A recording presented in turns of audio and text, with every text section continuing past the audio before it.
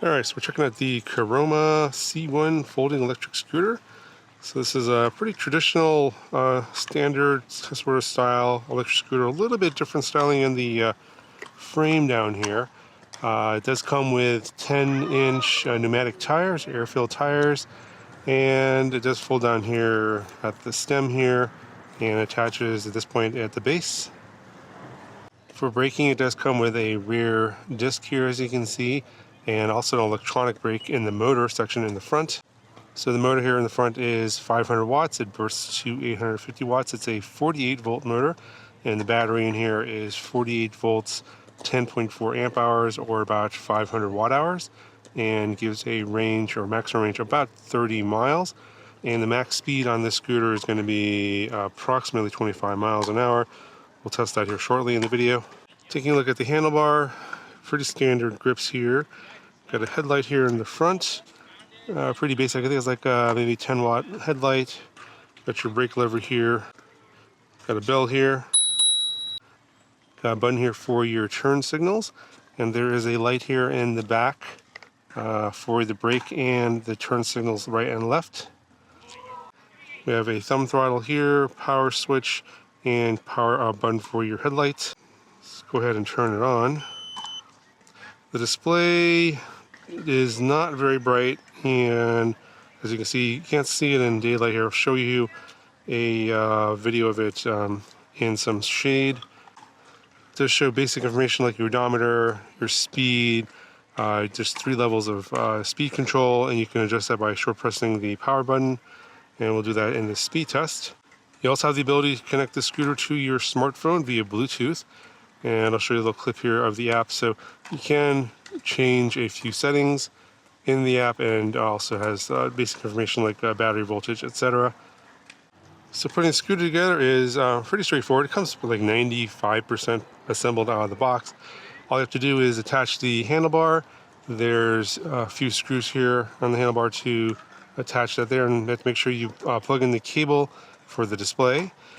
And then, kind of unusual, this one has you have to actually attach the rear wheel, and there is a quick release that you can remove the wheel if you want. It's right here. Not sure if you would ever actually use it or not, but it's there if you want to. And then you have to attach the rear fender. There's some screws to attach that. But yeah, it's kind of unusual. Usually the rear wheel is always attached on these out of the box, so kind of strange that you have to attach the rear wheel, but that's kind of the way they put this into the box. Alright, so we'll go ahead and do the riding test now, do a speed test, and give you my thoughts as we're riding along. Alright, so start from speed level 1, and this is a scooter that you have to kick to get started, but you can change that in the settings. There's a way to do it via the buttons and also in the app. But I'm just going to leave it on the default, kick it.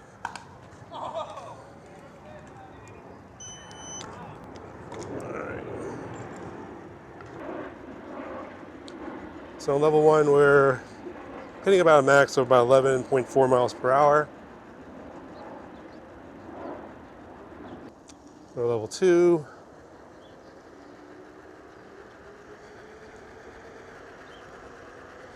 (15), 16.2, 16.8, 17.1, 17.4. All right, I maxed out at about 17.4.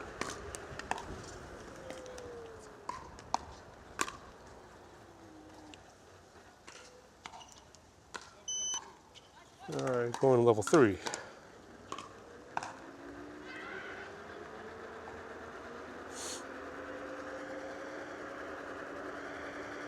(18.7, 20, 21, 22, 24, 24.4 miles per hour max.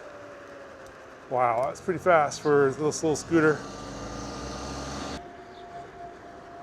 Alright, so one thing I do notice is that if you are in a higher speed level and you're just holding the throttle slightly, you obviously are not going to get max speed.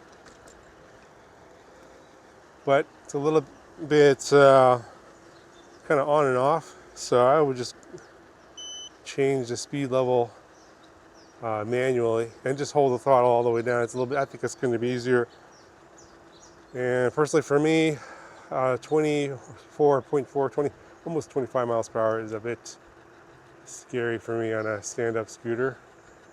And got to that speed no problem, pretty quickly, up to 850 watts peak.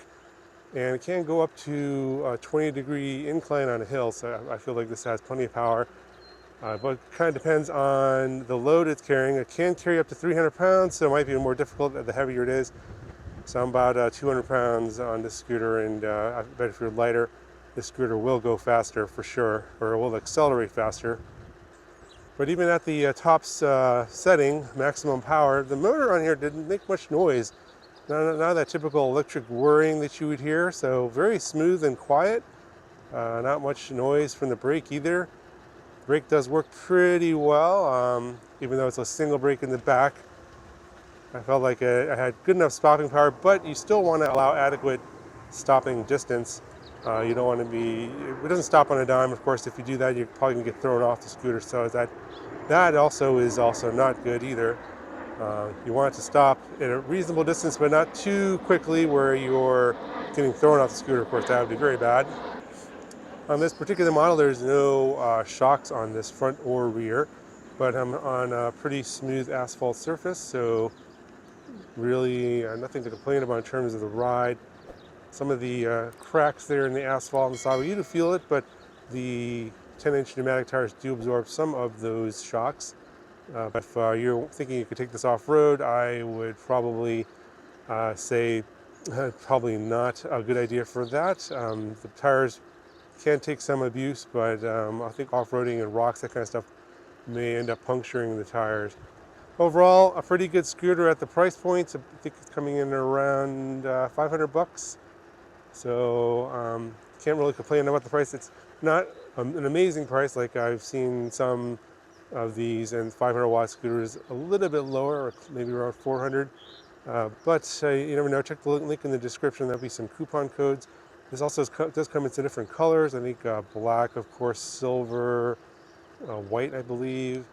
And if you're wanting another, maybe something similar, but with more power and shocks, etc., maybe for off-roading, bigger wheels, I think they have another version linked in the description as well.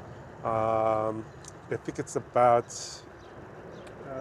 $900, I believe. So obviously you're going to pay for a little more for those features, but check the link in the description. They have both versions available. It's kind of like this basic one, and then they have a souped-up one with bigger motor, wheels, shocks, all that good stuff that people are looking for. But if you're looking for something pretty basic, around 500 bucks, this one's more than adequate. And I think this, personally, I like this light blue color in this one. Pretty nice. All right, so I think that's going to cover for this video. Got any questions, let me know, and I'll talk to you guys in the next one.